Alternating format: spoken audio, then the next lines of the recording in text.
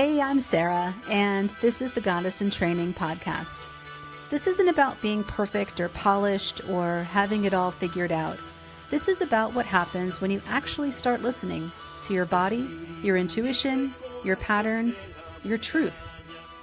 I'm asking big questions and having real conversations, sometimes messy and sometimes magical, with people who've lived through it, grown through it, and still don't have all the answers.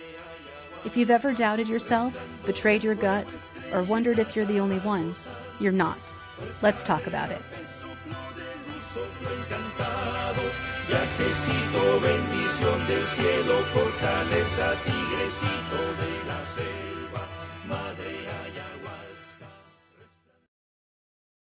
Welcome back to Goddess in Training. I'm your host, Sarah, and I am so excited about today's guest. You know how we talk a lot on this podcast about learning to trust your intuition? Well, one of the places that gets hardest and most important is when it comes to our own bodies. That feeling that something is just off. The weight won't budge, the hair that's thinning, the sleep that isn't what it used to be, and a doctor who keeps telling you everything looks fine. Learning to trust that inner knowing and then actually advocate for yourself, that's its own kind of spiritual practice. My guest today is Erika Hewlett, a nutritional therapist, practitioner, and yoga teacher who spent 26 years in veterinary care before following her own healing journey into a world of nutrition, minerals, and nervous system health. Erika specializes in helping women navigate perimenopause and menopause, not by chasing symptoms, but by getting to the root.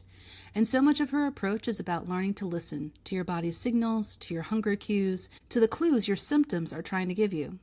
We talk about HTMA hair testing, why your adrenal glands might be the missing piece of the hormone puzzle, how chronic stress is literally stealing your estrogen, and why slowing down isn't just good advice, it's medicine.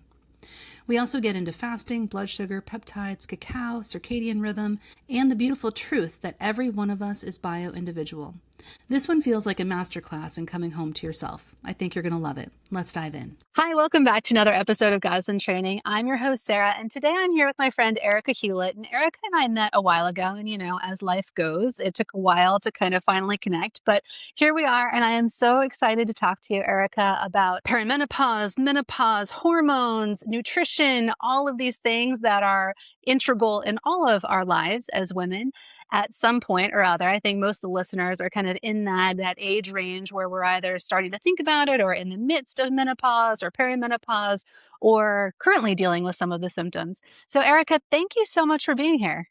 Yes, thank you for having me. I'm excited. So I was reading that you started out in veterinary care. How did you make the leap from that profession into where you are today? That's a funny story. Yeah, I was 26 years in the veterinary field. I started I think when I was 21. My last day in the veterinary field was December 31st of 2020. 2020, yeah. But yeah, I had been thinking about nutrition stuff for quite some time. I developed an autoimmune disease when I was in my mid 30s, and I wasn't really told anything about how to help the autoimmune disease other than here's some prednisone cream, and that's the only thing that we have for it. So I started just researching like, hey, I did start to realize I actually do feel better and things clear up when I eat well. So I started noticing like when I eat fast food or if I'm going out a lot, that was a time where I was kind of partying a lot. So I noticed when I was actually taking care of myself that things cleared up. And so it gave me some interest in that. I also had a mom who was type 2 diabetes. So I saw her go through all of that with food and, how food could be healing. She also ended up with kidney disease and kidney failure and was on dialysis. And I have another sister that's got MS and also have seen her like go into rehab facilities and, be there for 2 or 3 months and come back feeling so much better, not just from the physical therapy, but also from what they're feeding her. So huge improvements. I just started like connecting the dots and going, oh, well, like maybe food is really important. And then I met my husband and he had severe gut issues. That's a really long story. We could probably do a whole podcast on just his issues, but that really had me studying different things every day. So I thought, well, I might as well actually put this to use. So in 2020, I actually and the world went awry, I was like, oh, we really need people to understand and learn more about how important nutrition is. So I went back to school. And when I started going to school, I realized I definitely want to change my career. But the funny thing is that actually, when I was in the veterinary field, I spent a lot of time talking to clients about pet nutrition. I was a practice manager for a veterinary hospital, but when I did talk to clients, I went through the whole stages of pretty much did everything except for be a veterinarian in the veterinary field. But when I did talk to them, I still talk to them a lot about food. I think so many of us start on this healing path with food because it's one of the places where we can see a direct correlation between the choices that we're making every day and how that makes us feel. Personally, I had thyroid antibodies after having my daughter, and thankfully, I was seeing a more holistic doctor at the time. I hadn't gone completely down the rabbit hole at the time, but I think having babies too was a time that where I was thinking like I want to do what's best for them and got into the whole West Day Price Foundation. So I was already Yeah. in the world a little bit. But when my doctor said that I had thyroid antibodies, she was like, just try cutting out gluten first. And I had been feeling a lot of anxiety, just kind of like antsy feeling all the time. And when I cut out gluten at that point, the thyroid antibodies went away and I just felt like a completely different person. Yeah. And my daughter's 17 and I haven't intentionally eaten gluten since then. So I may be celiac, but I don't want to eat gluten in order to get the test. Yeah. But I'm sure you see those kinds of things in your clients all the time, right? Yeah, thyroid is a big one that a lot of the symptoms of perimenopause actually mimic the when you have thyroid issues. It's funny because a lot of things, like as we're getting older, start to just not function quite as well as they used to. So thyroid is one that I'm seeing quite a bit in a lot of my clients. That's actually how I figured out I had a thyroid was through my hair test, my HTMA, and then it took me on a path because my blood work was showing my thyroid was fine, and then I did an HTMA test to test the different minerals, and I looked, and there's a specific ratio on the test that tells you how your thyroid is functioning. So yeah, I was like, that's interesting. It's showing that I'm having some thyroid issues. And then I just started piecing all of the other things together. I'm like, oh, weight gain, I've got, hair loss. Some like my eyebrow hair is kind of lost. I'm more anxious. So I went down the path of doing some more specific thyroid testing. And although I'm not Hashimoto's, my antibodies were fine, but just everything else was just on the lower end of normal. So I caught it Okay. probably months or years before you'd see it on a blood test. So tell me more about HTMA. And so it's looking at minerals. What else is it looking at when they're testing your hair? Heavy metals. Wow. Okay. Yeah, yeah, things like mercury, aluminum. It's got a lot of the toxic heavy metals. It also has other different types of metals, and some of those are like just normal, and they're not considered toxic, but they can be if they're too high. Then they Mm, can be. So, like zirconium is another one that I see that's high quite a bit. People that have had dental implants are seeing more things like that. So, and just like our typical things like hairspray, body lotion, makeup, shampoo, our cleaning chemicals are all containing things that are toxic and that will show up on your my hair test. it's such great information to be able to access. And that leads me to kind of a bigger existential question, I guess. It's so frustrating when you're experiencing some kind of negative symptom. The best answer, and I've done some long-term fasting. I fasted for like water fasted for 5.5 days at the longest that I've done, which we can get into that. I'm sure you have information about that too. But and then when you reintroduce food, you get more information about what's actually affecting you, or going on an elimination diet, you have more information. But the thing that is so hard about being human is there are so many factors that interplay with each other. So, like you were saying, the environmental factors, and I personally have a huge issue with fragrances. And Mhm. I just know intuitively that they are not good for any of us in any way, Right. shape, or form. And I've actually learned to become more grateful for the sensitivities that I have because I feel like instead of seeing it as a problem, I'm like, wow, my body is so good at giving me information that protects me.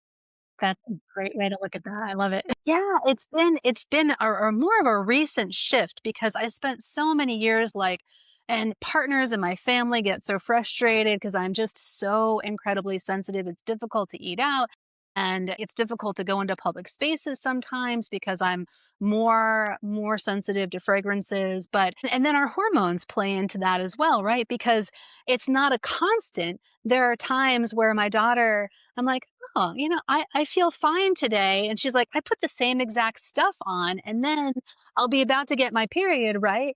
And I'll be like, whoa, don't come near me. I feel like I'm going to throw up. I'm getting a migraine from the same exact fragrance. And so I guess the question is, it's so difficult to 100% be like, this is not okay for me. This is okay because it's so tied to so many different factors that all interplay together. How do you, when you're working with clients, help tease out the actionable steps that people can take? Oh gosh. Well, everybody is it becomes like it's complicated, but yet it's simple because I usually start everybody kind of the same way. Like, let's not jump in to try to do all types of treatments. The other thing is I don't typically go for like keto's great for everybody or being vegan is great for everybody or carnivore is great for everybody. And I don't go for those like straight things because everybody is bio individual. So I might be working with somebody. I'll just take my husband as an example, although I work with women, but I've worked with him the most. So he's a really good example of he's allergic to soy, he's allergic to carrots, he's allergic to beans, he's allergic to all of this different stuff. So all of these things would typically be very healthy for most people, but we have to kind of navigate. So I really just navigate based off of the individual person and like, where do we Mhm. start? And I really try to simplify it because most of the women that I'm working with are so stressed out that when you throw a bunch of stuff at somebody, they're like, whoa, what do I do? Where do I start? What do I do first? So it's really just like start with the simple thing. And a lot of times that's less to do with food and more to do with your nervous system and just being mindful. So that's a really good place to start with most people. A lot of the women that I work with have gut issues. So we just start there. Like, how can we calm your nervous system so that you're actually digesting properly? So just being more mindful when we eat. That's a kind of across the board. A lot of people are go, go, go, go, go. And so they're eating, they're going to grab something, they're going to stand up while they eat, they're going to watch TV, they're going to scroll on their phone, they're going to, eat in the car. I know when I was in the veterinary field, it's just constant. Like there was either emergencies or appointments. And then you were like, oh my God, it's been like 3 hours past lunchtime. Then we'd send somebody to go get fast food and then we would shove it in our mouths as fast as we could. So, really, just being more mindful, slowing down, sitting down, putting your fork down in between bites, counting how many bites you're taking. It seems really Mm. weird, but counting and chewing your food 20 to 30 times. I think I just do it naturally now. It's like I'm not counting every time I take a bite, but everybody's like, "Why do you eat so slow?" It's because I'm actually just chewing my food. So just doing those things to get your nervous system kind of in a more parasympathetic state is probably the best advice that I could give across the board. That makes total sense. It's the same advice that I give to people when they want to tap into their intuition that our bodies give us signals, but we don't listen. We're Right, so right. busy. And so Yeah, and just taking on the opposite end of that, when you're really listening and you're doing that, then you're like, "Oh, I am full. I've only right. eaten half my plate, but that's okay because my body is saying I'm full." And with those kinds of triggers in my own personal life, and I've seen with other people, there's the voice in your head that's like, well, I can eat 2,000 calories today. And I think I'm under that. So I think I can eat more. And then there's the trauma informed response, that deep seated, like, well, my mom made me sit at the table and I couldn't have dessert until I ate my entire plate of food. So I'm trained. It's very difficult to break that training that I'm going to eat everything on my plate. Or if you come from a place of scarcity where there wasn't enough food, then you're more inclined to eat your entire plate and not listen to those signals. How do you advise people to stop listening to, or how to retrain yourself to actually listen to the intuition that's true, to know what's true and what's either programming or coming from a place of trauma? That is a difficult question to answer because, again, we come back to everybody is different. I think most of us were like really traumatized. You were bringing up that story, and I'm like, yeah, that was actually really traumatizing. My parents would be like, you have to eat all of your green beans. And of course, I'd be like, here's the dog. Where's the, like, Right. my mom would walk away and I'd be like, here's the dog. And we just don't think of those things as like really being traumatizing until we're like, oh, that was traumatizing. Maybe that's why I sit at the table and I'm like, I must eat everything on my plate I do. still today Yeah. as I'm like 50 years old. You know what I did? I only eat off of small lunch plates. That's my solution to that Yeah. problem. Because Yeah. if I have Right. something on my plate, like, I'm gonna eat it. I've tried to break myself of that programming, but when it's instilled in you at such a young age, it's so hard to break that mentality. I think coming back to just being more mindful, I try to tell people to be more mindful. And the other thing is like, eating more protein. There's hormones in our body that actually like kind of mess up our signals to tell us whether or not we're actually still hungry or not. And those can get a little out of whack, out of balance. And so, then it doesn't come down to intuition. It's more about like what is your hormones are signaling you to tell you. It's just like they signal you to tell you as you're coming into your menstrual cycle. Your body is naturally telling you, hormones get signaled to eat more, to do less and to eat more. Hmm. So really just tuning in and like taking the time and enjoy the meal. Hmm. Slow down, enjoy the meal, and try to figure out, am I really hungry? Do I need to feed it? Or do I just need water? Maybe sometimes I need water. So, really, just taking that time and being more mindful. So, a lot of it comes back to that intuitive eating, learning how to intuitively eat, being more mindful. So, just doing more mindfulness practices, not like meditating, because I know some people are like, whoa, like I can't, I'm not going to do that. I'm not meditating for an hour so that I can be more intuitive. But just taking that time to turn off the TV and to actually have a conversation with somebody. Don't scroll on your phone. Sit down, chew your food thoroughly, put the fork down in between bites. Those are some things that can really start to help you figure out, if that signal is real or not. And sometimes, like, you might go, "Oh, I have an app on my phone. You know what? Yeah, I'm about to start, like, in 10 days. My body tells me that I need to eat all of this potato and all of this." I love sweet potato fries. Or maybe, like, I just went through a menstrual cycle, like, a few days ago, and I was like, "Oh, wow." And I'm in that weird stage of life where sometimes it's, like, 6 months, and then all of a sudden it comes, so I don't have, like, an actual tracker anymore. And I was like, "Why am I so hungry?" And I was craving things that I don't normally eat, but I was like, "I'm gonna get a frozen pizza." And that box of mac and cheese, Velveeta mac and cheese looks really good right now. So I'm like, I'm just gonna do it because I don't do it very often and it makes me happy. So I did. I love that. I'm a big believer in, like, nothing is inherently bad, nothing is Right. inherently good, Yes. especially when it comes to food. And I think if you start thinking about things and putting things in boxes like that, is where you get into some negative thought patterns. Yeah, there's so much noise out there. This is bad for you. This is good for you. I mean, if you just go on social media, I don't know what your feed looks like, but mine has a lot of nutrition stuff on it. And I'm like, what? Like Right. somebody posted something about like apples were bad or something. I'm like, come on, quit making all my food bad. Well, like I said, fasting is something that has really taught me that mindfulness. And I know fasting is not for everyone, but it was so profound the first time I did a long multi day water fast that we're programmed to believe that if we have a hunger signal, that we have to respond to that. And when you fast, you just drink some water and then it'll go away. And it goes away for hours and hours and hours. And you're like, wait a minute. Right? This isn't something that I actually have to listen to, and it's empowering in a way. And what I enjoy about fasting too is you don't realize how much time and energy we put into feeding ourselves every day.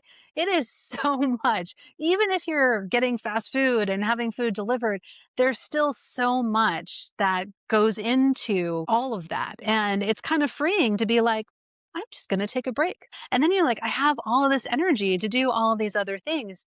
But downside for me too, as much as I love fasting, I learned that I have to be really careful about when during the month I'm doing it, where I am in my menstrual cycle, because it's easier at some points than at others.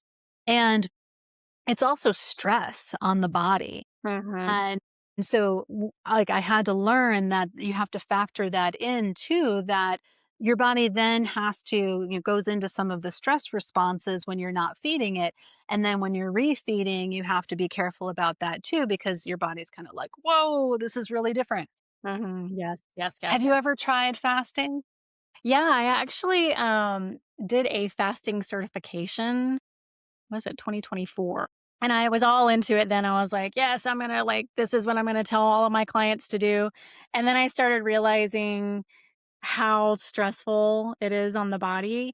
So I don't use it in my practice with my clients that much because a lot of times they're coming to me in a very depleted state already. They're already stressed out. I started seeing when I started doing the hair testing, one of the things that was across the board with all of women that were going through perimenopause is very low minerals. So being in a very depleted state, very low adrenal ratio, which shows me that there's chronic stress that's been going on probably from when we were teenagers, maybe from when we started our cycles, and trauma that's factored into that. Yes.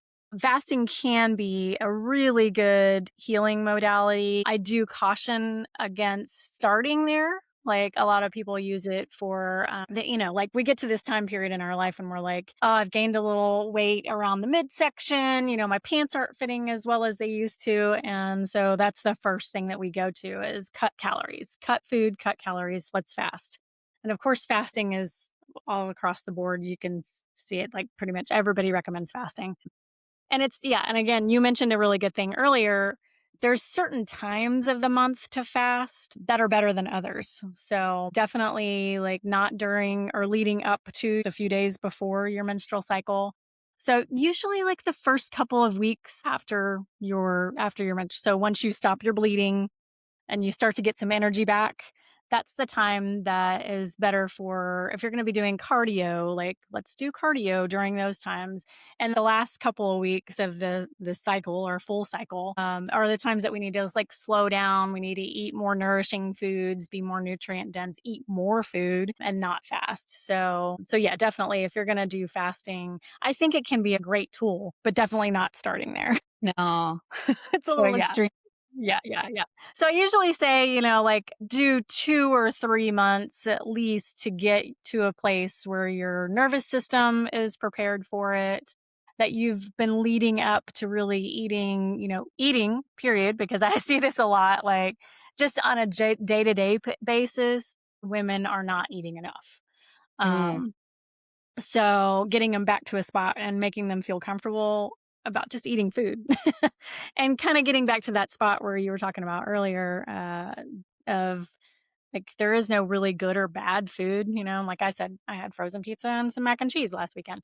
Is it the most nutrient dense? No, it's not. Should I eat that every day? No, but I can have it here and there, and it's not a big deal. It can be a mental thing too for a lot of women, as they're like, "Ooh, no, I can't." No, not doing any of that stuff whatsoever. So, anyways, 2 or 3 months of really getting nutrient dense foods and getting our blood sugar balance, making sure that your blood sugar is good before you're doing these fasting. And even when I have guided women through fasting, I'm making sure that they're checking their blood sugar mm. so that it's not dropping too low or that it's not staying too high.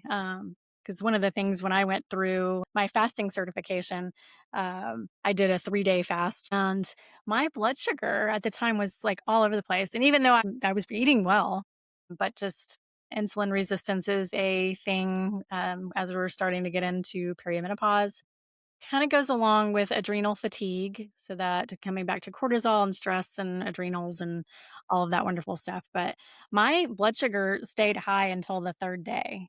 And high, I Wow. mean, not like high diabetic level, but it was like over 100. So I would stay between 100 and 120 until that third day, and then it dropped down, which is also very stressful on your body. Yeah. And there's just Yeah. just things that you need to kinda watch for. And so at Mhm. that point, I would guide somebody to, like, maybe stop the fast, let's come back and ease out of the fasting, and then come back and really work on regulating the blood sugar before we tried to attempt that again. For me, I have really low blood pressure and a low resting heart rate. And so fasting is challenging in that sense that it lowers your blood pressure Right, even more. right. And so I have to increase my salt. I'm just like, taking bits of sea salt all the time when I'm fasting just to keep those electrolytes Yeah. up. Yeah. Interesting. So funny story, a little fact that you should know is that low blood pressure is usually a sign of adrenal dysfunction. Again, this is kind of where most of us are. Like Yeah.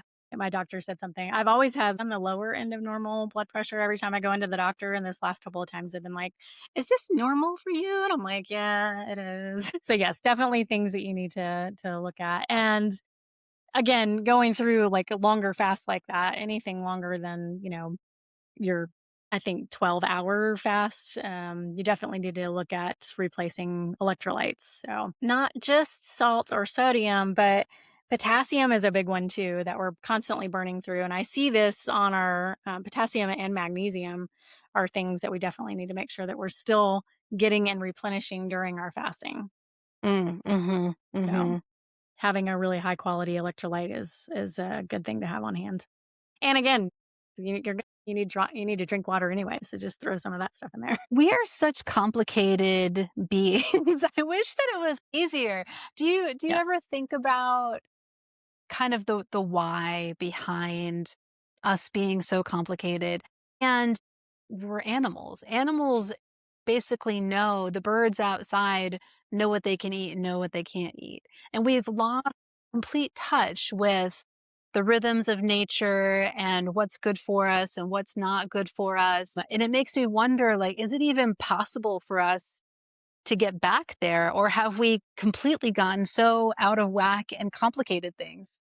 I mean, there's two things that I thought of when you were talking about that. Like, we are complicated, but yet I think it's really cool. Everybody is individual. So, I think, like, that's kinda cool in that sense. The other thing that you touched on is, like, how we are out of whack. Maybe think of circadian rhythm, which is really, really important, and that we're finding more and more, like, our light sourcing and how and when during the day we're getting natural sunlight, that has made us really, really dysregulated. I was a few weeks ago and I did an online webinar with Sachin Patel. Do you know who he is? No, no. He's kind of in the health world. He does breath work and nutrition and just different coaching, nervous system type stuff. But he said something on that webinar. He said type 2 diabetes is actually a circadian rhythm problem. And I was like, Wow. interesting. So it's a light problem, which I've been studying like here and there, not like specifically, but I've just been like, oh, somebody said that. I need to go research that. So I've been more into the circadian rhythm, but they do say get up with the sun and go to sleep with the sun when the sun goes down, not like right away, but within a certain amount of time. But when you get up, go outside and get like 3 to 5 minutes of natural sunlight, even if it's raining, even if it's, cloudy, you're not going to stare up at the sun, but just go outside and let your eyes adjust. It turns off the melatonin signal. And then as the sun, as the sun goes down, that you should actually watch the sunset. So if you can get out, watch the sunset. And then when you take breaks, go outside. So if you add up all the minutes that you need to do that, it's like 10 minutes a day.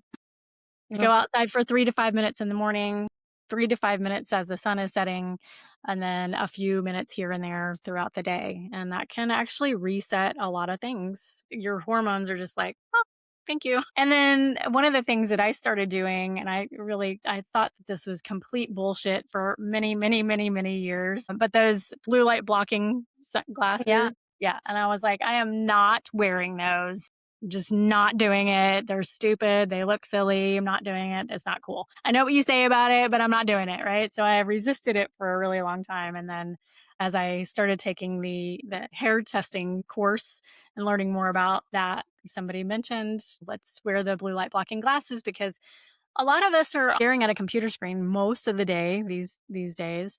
We're not getting outside enough, or you have people that even in the evening, like, and I started thinking about it. I'm like, I'm on the computer all day long, almost, um, or a lot, and then in the evening, I get my meal, and then I go sit in front of a TV, or I'm still in front of like blue light. And a lot of people have replaced the lighting in their homes with these really bright LED lights. So we're not training our system to like calm down, and the melatonin never gets turned back on. So until you make everything darker. But so I broke down and I was like, okay, I'm gonna order the blue light blocking glasses. So I did, and I swear it was crazy. The first night I wore them, I was slept the best that I had slept in a while. It was Wow. crazy. I'm doing all of the things now. I'm like, I'm trying to get up. I don't go to my phone first thing in the morning. I go outside, I get some sunlight. We can come back to it. We're learning more and more things every day. So I'm kind of excited that, like, yes, we've gotten into a weird bad spot because we're on devices and we have that blue light all the time, but people are starting to figure out and seeing the connections. So there's hope. Kind of like with listening to your intuition, it's like you make little tiny changes. You're a little bit more mindful. You like notice the synchronicities more, and the more you do it, you have that positive feedback loop, and then you want to do more, and it kind of snowballs. You end up doing. It's amazing. I think our bodies are really just kind of amazing. They truly are. They're constantly trying to come back into this homeostasis balance. And so, things that I look at symptoms like signals. They're just Mhm. telling us like, hey, maybe you should listen to me. So I think if we start to look at it in that sense of like, this is not a horrible thing that's happening. It's telling us that we need to do something. It's giving Yeah, us I a think so. clue. The way we think about things is they're just constantly problems to be solved, which puts you in this negative framing of the entire thing. And so, not just with our bodies, but with our emotions and any kind of thing that feels negative. We're like, I want to solve that problem. I want to get rid of that, and then we miss the point a lot of the time. Yeah. Exactly, exactly. I'm also a yoga teacher, so I started to kind of piece all of this stuff together, and I'm like, there's a lot of our nervous system that's just been disrupted. So a lot of that is coming back to our intuition. How do we come back to our intuition? We're living in a sympathetic state most of the time. So trying to get back to that more of like a parasympathetic state. But you also don't want to be in the parasympathetic state too much either. 'Cause that can make you a little lazy, I guess, or depressed. So, Okay. you don't wanna always be there, but just kinda somewhere, like, balanced in the middle. So, like, obviously, you're gonna be in a parasympathetic state when you need to be in a parasympathetic state, and be in a sympathetic state when you need to, like, if you're driving a car and you need to stop because, somebody stops abruptly in front of you, then that's when you really need your sympathetic state to be more on par. And Mm, then also being able to switch back and forth easily and not stick in one or the other for too long. right. Everything is such a balancing act for sure. It is. And sometimes it's just like a simple realizing, like, oh my gosh, maybe I shouldn't be watching the news 24 hours a day. Mhm. That will 100% put you in a sympathetic state. Or if you're doom scrolling social media. And we were just talking about how you did a retreat in Costa Rica, and I've spent a lot of time in Costa Rica. And, everyone comes back from vacation. They're like, oh, I feel so great. And there are little things that happen generally when we're on vacation that we just don't do when we're here. And it's like, but that we could easily integrate, like you said, like looking at the sun, watching the sunset.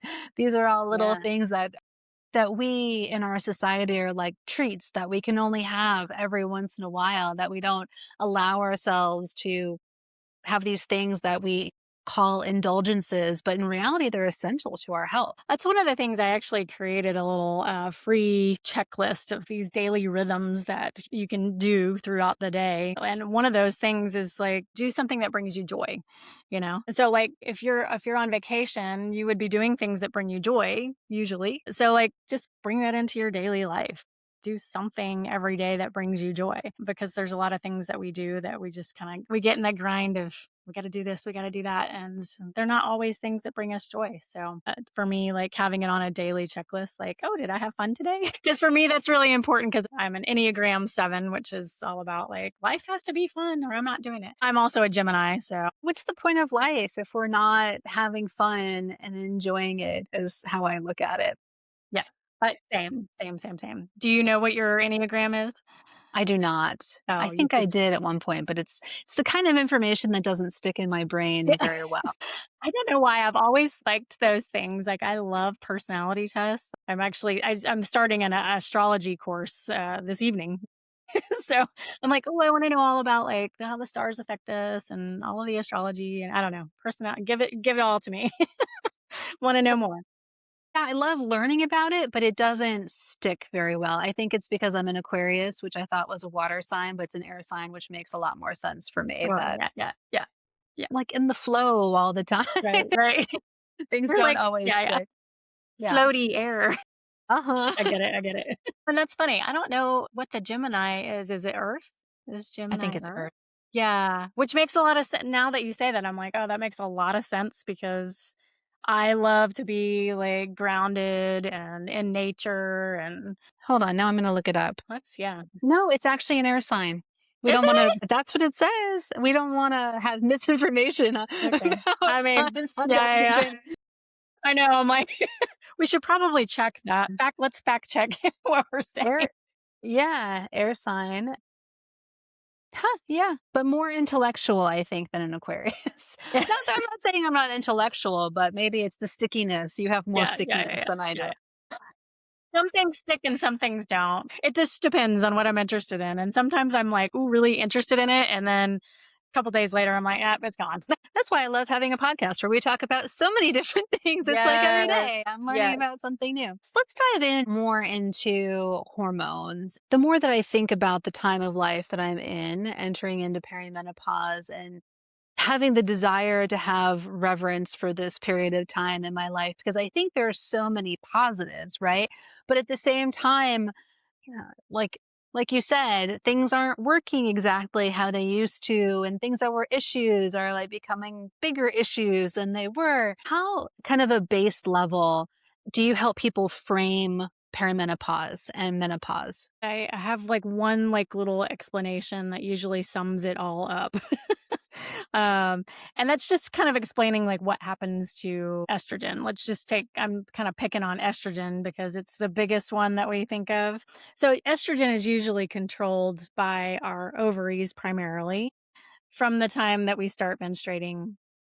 And then as we are going into this transitional stage, they start to, sometimes it's slow, sometimes it's fast. They start to slowly stop producing as much estrogen. And the adrenal glands are actually the thing that's supposed to continue with the estrogen production. But then this is where that trauma and the stress and all of the stuff comes in, and our adrenal glands are constantly pumping out too much cortisol, which is also a hormone. And that's the thing that we need in order to press on the brakes if somebody jumps out in front of us. Or if we're, in meetings, if we have a corporate job or if we're a mom, whatever the case may be, we need the cortisol. So your adrenal glands are responsible for that.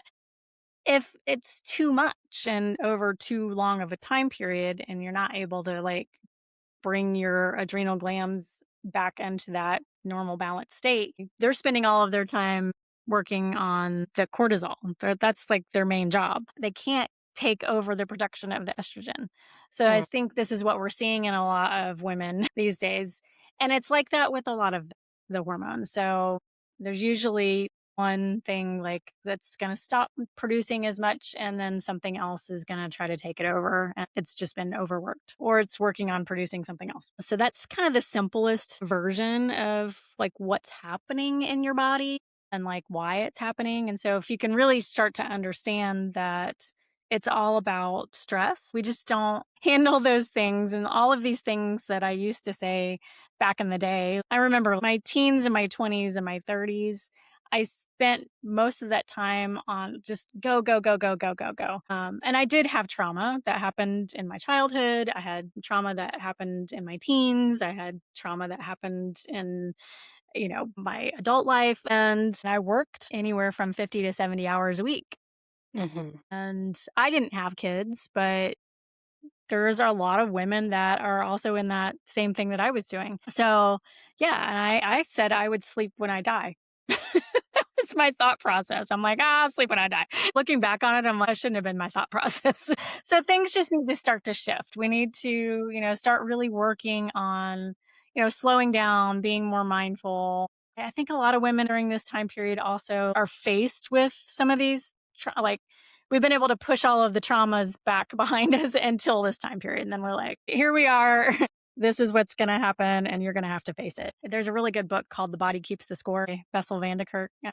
And that just really sums it up. The body does keep the score. So if you really need to start, I guess, just slowing down and being more mindful and being more intuitive and really learning about these things is kind of where you get to that and the point of perimenopause. And when you're starting this transition, it becomes way more important just to slow down. Also, a really good book. It's basically a book about how we're in this go, go, go. The Rushing Woman Syndrome. That's a really, Yeah. really great book to really kind of pull that all together in this time period of life. It all comes back to stress and adrenal glands. I really think that a lot of our perimenopausal symptoms that come up, again, where I was telling you, like our symptoms, if we look at them as like not bad, we're looking at them as like this is a clue. It's a clue telling us like we need to stop rushing around. We need to really work on our nervous system. And that can be different for everybody. It doesn't have to look like meditation and yoga. It can be going for a walk or spending time with our dog or listening to music and dancing around your house or, just finding that joy and doing something joyful every day. Somebody said to me the other day that they were grateful about being in midlife and entering into the crone stage because they like no longer give a fuck about anything and just like say whatever's on their mind. And I think so many of us hit a breaking point, whether it be emotional or physical. And there's just some huge indicator that happens at this point in your life that has you reevaluate and shift and think about what's really important and what's really for you and what's not for you. And so then you make different decisions that may not Yeah. be favorable to the people around you, but you're like, so what? This is what I'm doing. As my stepson said something the other day, and I was like, I don't give a shit. I don't care what they think. How do you feel about the popularity of longevity things, longevity supplements and practices? And I like when people frame it as healthy aging rather than longevity, but I still feel skeptical about all of it because it's all marketed in this really slick way. And, we're faced with all these celebrities who look like they're 20 years old when they're 60. And it's like we're being sold something that I'm not sure is really possible. And I don't know how healthy it is to be so fixated on longevity. Mm, Even when you do frame it as healthy aging, it still has that undercurrent of you should look beautiful, even though you're a certain age. It's like it's kind right. of Yeah. handed, like, Yeah. yeah, dig in a way. Definitely. I think that unfortunately we're in a society right now we've been more vain, and it's been ingrained in us that we have to be skinny and we have to have no wrinkles and we don't need to have gray hair and all of that wonderful stuff. But I look at the longevity stuff as like, how am I gonna feel? I want to do things and take things that are gonna make me feel really good. I want to be that 80-year-old that's still out there paddleboarding and hiking and, camping and doing yoga and traveling and just really I want to feel my best. So I do think that there are some longevity things that we can do. And there's some helpers. There's definitely some helpers. So I was also a skeptic for a long time and I really pushed off like trying any type of peptides because a lot of the actors and actresses are doing the peptide thing now. And there's some peptides that can help you look younger. But I actually tried one last year. I got into the whole peptide world because I have been struggling. I told you my mom had type 2 diabetes. And so I've been struggling with keeping my blood sugar balanced or within a normal range on a regular basis. And it was just tracking a little higher than I wanted it to, and I could feel it. Mm, Um, and it was funny because I would go to the doctor and I would say, I'm wearing a continuous glucose monitor right now. I know my blood sugar is higher than what's normal, So let's do all these tests. So we'd do the tests and they'd come back and they'd be like, oh, well, your blood sugar is fine. You're fine. Everything is normal. Your thyroid looks normal, all that wonderful stuff. And I'm like, but there's just something there. I know I just don't feel my best. I'm not sleeping as good as I used to. My pants are a little bit tighter than they used to be. My hair is thinning, like just like weird things that were happening that was just not showing up to the doctor. My doctor, she's great. She's like, you look great. I think you look fine. And I'm like, yeah, but my pants are too tight. I don't want to buy new pants. So, anyways, I ran into somebody I'd been listening to a couple of podcasts where they were talking about tirzepatide specifically and using it in a microdosing situation where you're not taking the full dose so you don't get all of the weird side effects, and that could help to regulate your blood sugar. Doing all of the studying and research that I have on metabolism and your blood sugar and what happens to that, during perimenopause. And I was like, okay, this intrigued me. And so I thought, well, I'll just go ahead and try this. So I ran into somebody who had joined the company. And so I was like, you know what, I'll try it through that. And I ordered it and I thought, I'm just going to give it a try for a month and see. After first time I took it, I instantly was like 2 days later, right? It wasn't instant. Like I didn't do the injection. It wasn't instant, but 2 days later I woke up and I was like, I have so much energy. This is crazy. Like I slept good. I felt great. I felt less bloated, which was interesting. And what they sent me, they told me to take like whatever the amount was. I took an eighth of what they told me to take. So it was a micro dose. And so I just went on through that and I've been taking a micro dose every week and I test my blood sugar and it's within normal ranges now on a regular basis. wow. So I'm pretty impressed with that particular thing.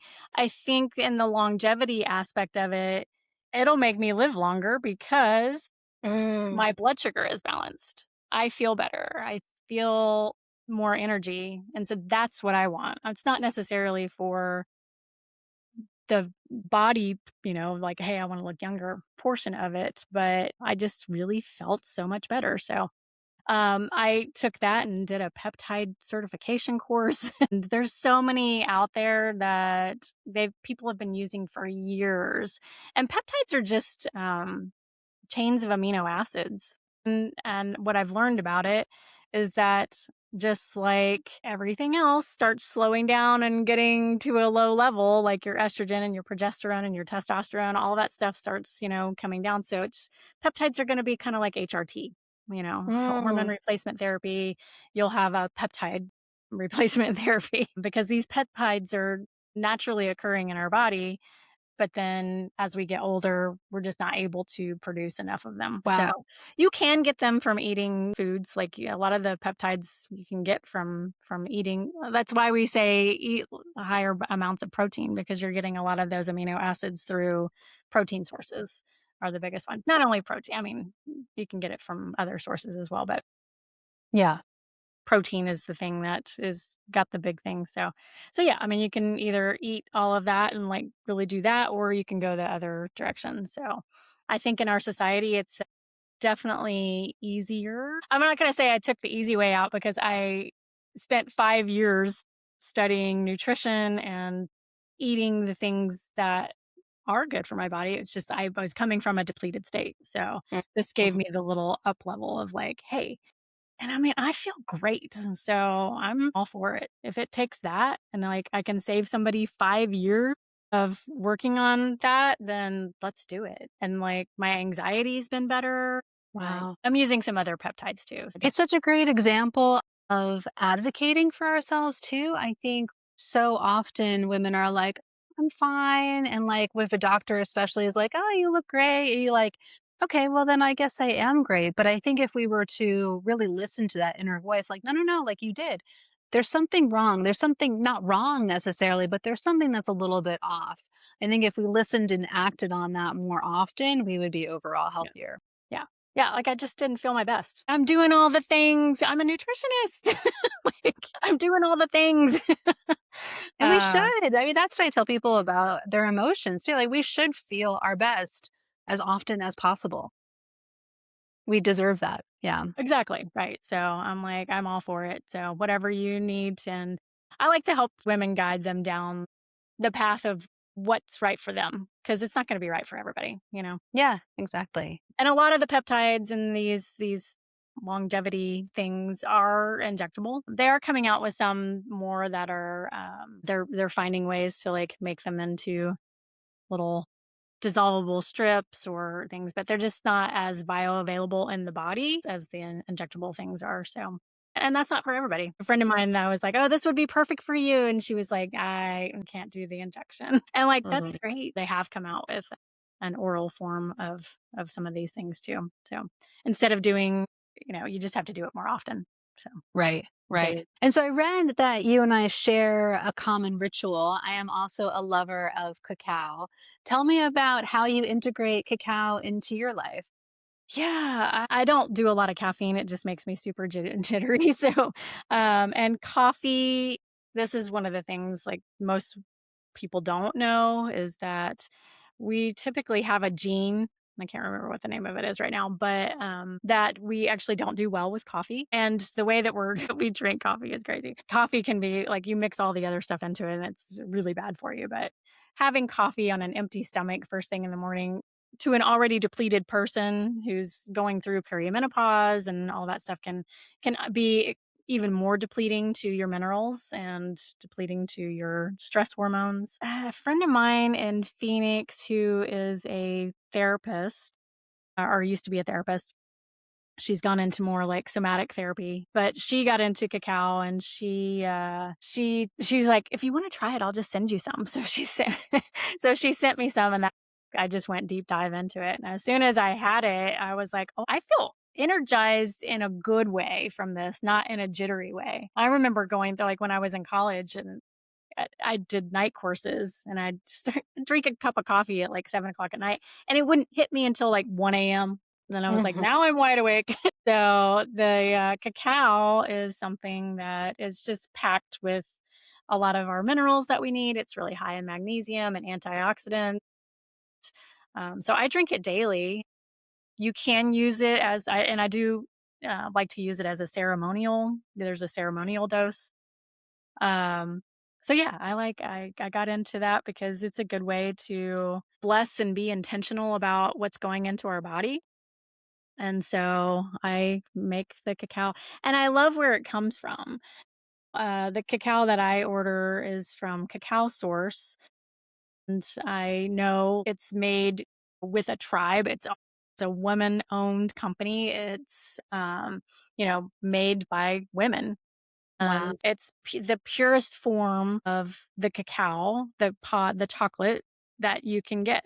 So, and who knew? We've always said like we want chocolate. Chocolate's good for us. So Yeah. yes, I drink it every day. Sometimes I drink it twice a day because same. even drinking it before bed, Yeah, it's not stimulating. And right, right, right, right. it can be stimulating. In the morning, it feels stimulating, but then at night, it's also a wind down and it just makes me feel so grounded. And my secret is I add a little salt to it, and that just amplifies the flavor. And I I do add little mix in some. cinnamon.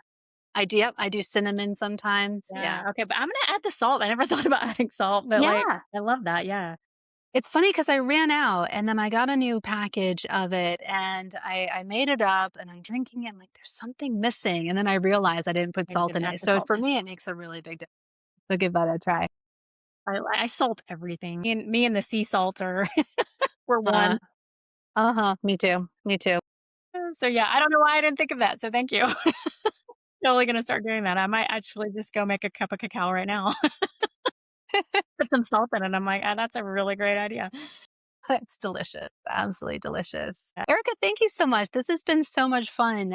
What do you have coming up that you're excited about? So I'm working on more retreats. So that'll be happening in the next, I don't know, this year for sure. I think I have 2 that are in the works, but we don't have the exact dates yet. So definitely more of that. Mid-April, I'm working on a 3-month program called Fatigue to Flourish. And that's going to be kind of encompassing everything like our minerals, our hair tests, our nervous system work, nutrition. It's gonna be awesome. When you do retreats, are they focused on the nutrition and the hormones? Are they in yoga? Are you including all those different aspects together? The last retreat that I did was mainly focused on yoga, but we did have nutrition piece of it just because the place that we were staying had just amazing food there. So weaving into like making sure that we're eating nutrient dense meals while we're there. And then I did some workshops while on the last retreat, just talking about like the basics of nutrition and minerals and how to incorporate those things into our daily life, but really focusing more on nervous system. So Mhm. I don't teach the traditional yoga. I did have a co-host that did a morning traditional yoga class, but my yoga is restorative and yin. So it's really calming us down, getting deep into our tissues. I also do sound healing now. The retreats are going to be just restorative, relaxing, calming, and focusing more on getting us back into a parasympathetic state. Amazing. We do not take that time for ourselves. And so it We sounds don't. absolutely amazing. We Yeah. don't. Yeah. And then adding the food piece to it and just making sure that we have good food during the retreat is also a good way to calm your nervous system. Well, and get more minerals. When I'm in Costa Rica, I definitely feel like the fruit tastes differently. It feels more nourishing. And I think that's because it doesn't It's travel as far and right. it has more of Fresh. the Like minerals in it. you get the banana off the tree Yeah. and then Yeah. you eat it. Yep. It's Yep. amazing. The coconut, oh, that was one of the things that, they had fresh coconuts, on a regular basis for us there, and so I was like, "Ooh." I got back to the States, and I went to the grocery store, and I was like, "Oh my god, they have coconut." I never knew. They just have coconuts I've never looked for them, so I got them, and I'm like, "It doesn't taste the same." I mean, it's still good. It's better than having the coconut water out of the out of the Yeah. box, but I'm still like, "Oh, that's not as good as it was in Costa Rica." It's just always better when it's comes straight from the source. Exactly. Thank you so much. This has been so much fun. Yes, it has.